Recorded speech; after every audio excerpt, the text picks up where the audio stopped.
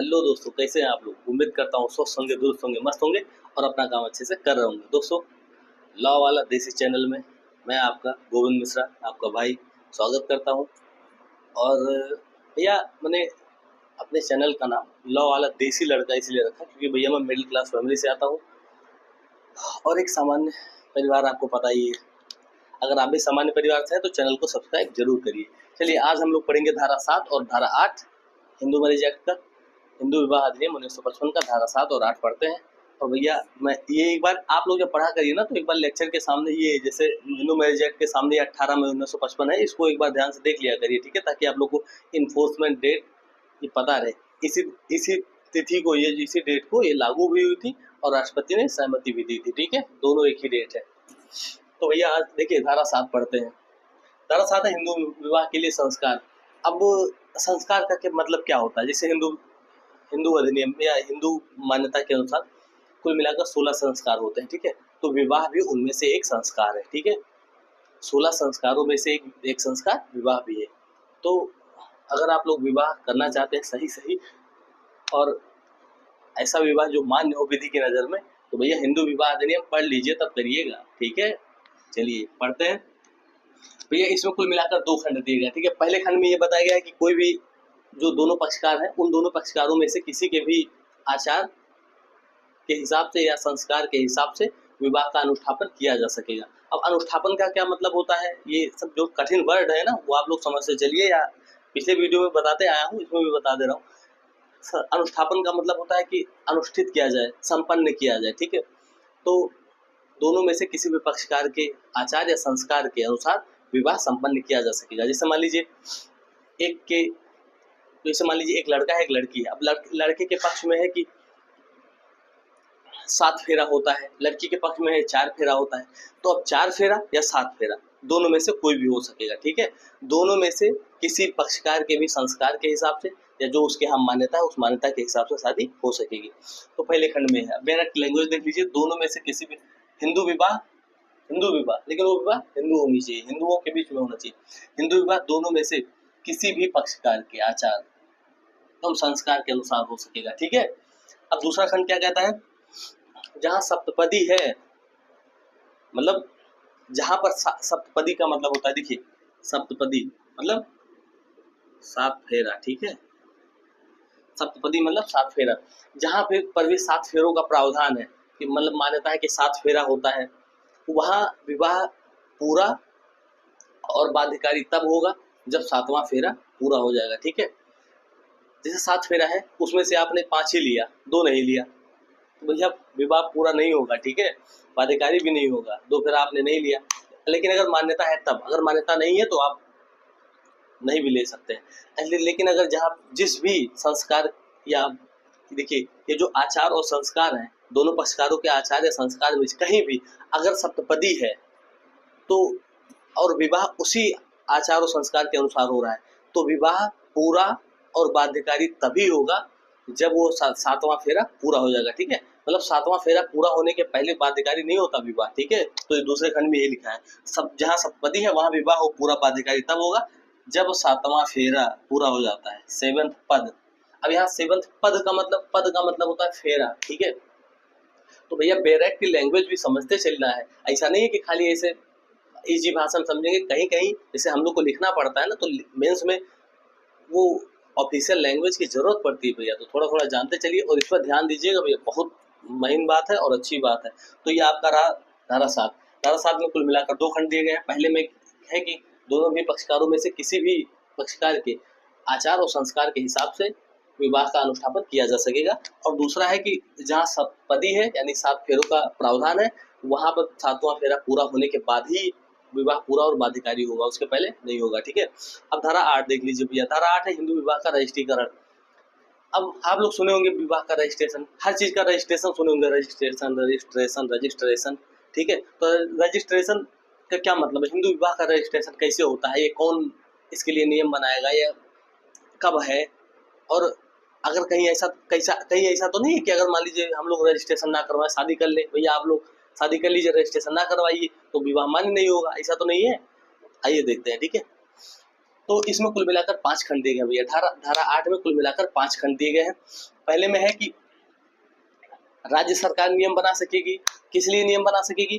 तो रजिस्ट्रेशन से संबंधित नियम बना सकेगी, विवाह को रजिस्ट्रीकृत करने के लिए नियम बना सकेगी।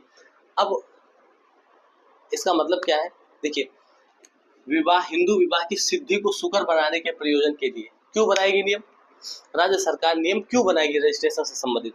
तो वो है हिंदू विवाह की सिद्धि को सुकर बनाने के प्रयोजन से। ठीक है, ये इसको इन्वर्टेड कॉमा में कर देता हूँ। हिंदू विवाह की सिद्धि को, अब सिद्धि का मतलब होता है प्रूफ, और सुकर बनाने के प्रयोजन का मतलब फैसिलिटेट, मतलब राज्य सरकार किसी भी शादी के मतलब प्रूफ को और फैसिलिटेट करने के लिए, मतलब और आसान बनाने के लिए, और मतलब थोड़ा सहायता करने के लिए, ठीक है, सुगर बनाने के लिए, उसको आसान बनाने के लिए, उसके प्रूफ को आसान बनाने के लिए कि आपका मैरिज हुआ है, आपका शादी हुआ है, इसे ये इस प्रूफ को मजबूत करने के लिए, ठीक है, हिंदू विवाह की जो सिद्धि है यानी प्रूफ है, जो हिंदू विवाह है, आपका विवाह हुआ कैसे प्रूफ होगा, तो इस प्रूफ को और मजबूत बनाने के लिए और आसान करने के लिए राज्य सरकार ऐसा नियम बना सकेगी। अब कैसा नियम बना सकेगी? तो रजिस्ट्रेशन से संबंधित नियम। ये ऐसा का मतलब मैं बता रहा हूँ, ऐसा का मतलब, ऐसा नियम का मतलब, ऐसा नियम का मतलब है कि रजिस्ट्रेशन से संबंधित नियम। अब वो कैसे नियम बना सकेगी?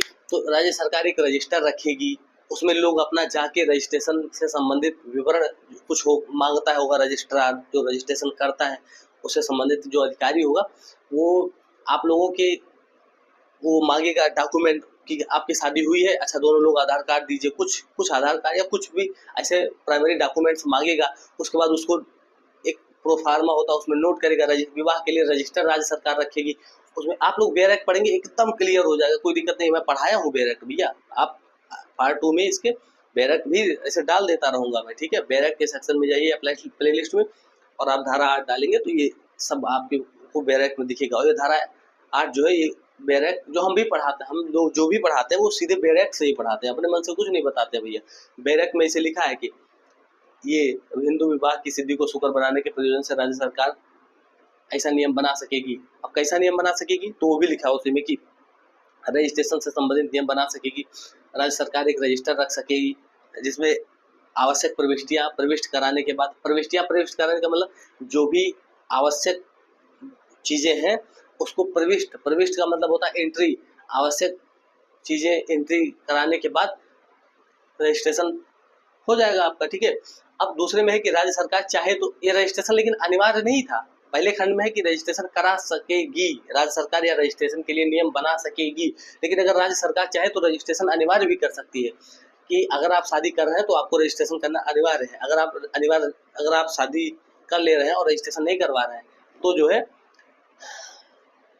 आपका विवाह मान्य नहीं होगा, ठीक है। और इसके उल्लंघन पर कि आप शादी कर लिए और रजिस्ट्रेशन नहीं करवाए तो इसके उल्लंघन पर 25 रुपए का जुर्माना भी लगा सकती है राज्य सरकार, ठीक है। ये देखिए 25 रुपए का जुर्माना, ठीक है। राज्य सरकार दूसरे खंड में है कि राज्य सरकार चाहे तो रजिस्ट्रेशन अनिवार्य भी कर सकती है और इसके उल्लंघन पर 25 रुपए का जुर्माना भी लगा सकती है, ठीक है। दूसरे खंड में था। अब तीसरे खंड में है कि इस धारा के अधीन बनाए गए नियम, यानी कि धारा 8 के अधीन अगर कोई नियम बनाया जाता है, मतलब ऐसा नियम, ये नियम का क्या मतलब है? तो रजिस्ट्रेशन से संबंधित नियम, ठीक है। तो रजिस्ट्रेशन से संबंधित नियम अगर इस धारा के अधीन कोई भी बनाया जाता है तो वो यथाशीघ्र, मतलब जितनी जल्दी हो सके वो राज्य के विधानमंडल के समक्ष रखा जाएगा। आप लोगों को पता ही होगा कोई भी लॉ जब बनाया जाता है, राज्य बनाती है या केंद्र बनाता है, तो इमरजेंसी आ जाए, मान लीजिए ऐसा कुछ बनाना पड़ जाए, पहले तो लॉ पास कराना पड़ता है। मान लीजिए अगर बनाना पड़ जाए तो उसको, अगर वो सेंट्रल गवर्नमेंट बनाती है तो संसद के समक्ष, दोनों सदनों के, और अगर राज्य सरकार बनाती है तो विधानमंडल के समक्ष रखना ही पड़ता है, ठीक है। उसको देखने के लिए, उसका अनुरेक्षण करने के लिए कि क्या सही है कि नहीं सही है, सब लोग सारे सदस्य उस पर देखेंगे। तो इस धारा के अधीन बनाए गए सारे नियम राज्य के विधानमंडल के समक्ष यथाशीघ्र रखे जाएंगे, मतलब जितनी जल्दी हो सके रखे जाएंगे। और धारा तो उपखंड 4 में है रजिस्ट्रेशन, ये जो होता है ये रजिस्ट्रेशन, मान लीजिए रजिस्टर में प्रविष्ट करा दिया गया, एंट्री करा दी गई शादी का, तो इसका क्या महत्व है, ठीक है। इसका महत्व है कि ये जो शादी होगा, अगर मान लीजिए कोई चैलेंज करता है कि शादी नहीं हुई थी तो आप लोग ऐसा रजिस्टर का जो प्रविष्टि है उसकी आप लोगों को रजिस्टर में नोट कराए हैं, तो वो ले जाके रजिस्टर की कॉपी एक कॉपी आप लोग निकलवा लीजिए रजिस्ट्रार से। रजिस्ट्रार से कॉपी कैसे निकलेगा, तो उसका जो फीस होगा वो रजिस्ट्रार को पे करिए। है लिखा है, इसी खंड में लिखा है, सब चौथे खंड में लिखा है भैया कि रजिस्ट्रार को आप फीस देंगे, जो भी फीस उसमें वर्णित किया गया है आप रजिस्ट्रार को फीस देंगे। आप फीस देंगे तो वो आपको वो उसका एक प्रति, मतलब जो आप उसमें रजिस्ट्रेशन करवाए हैं उस रजिस्ट्रेशन की पूरी प्रति, मतलब एक कॉपी आपको दे देगा और आप ले जाके उसको कोर्ट में पेश कर सकेंगे। मतलब कि इस रजिस्टर में अंतर्विष्ट कथन या जो भी चीजें हैं रजिस्टर में के कुछ भी चीजें, कोई भी चीज वो साक्ष्य में ग्राह्य होंगी, ठीक है, कोर्ट में वो मान्य होगा, ठीक है, उसका साक्ष्य दिया जा सकेगा। तो भैया ये उपखंड 4 रहा। उपखंड 5वां और सबसे लास्ट है कि मान लीजिए आप हिंदू विवाह तो कर लिए, आप हिंदू हैं और विवाह तो कर लिए, लेकिन आप रजिस्ट्रेशन नहीं करवाते, तो क्या आपका विवाह अमान्य हो जाएगा? नहीं, ऐसा नहीं, आपका विवाह मान्य ही रहेगा, ठीक है। अगर आप आप हिंदू हैं और विवाह करते हैं तब अनमैरिड के लिए नहीं है भैया।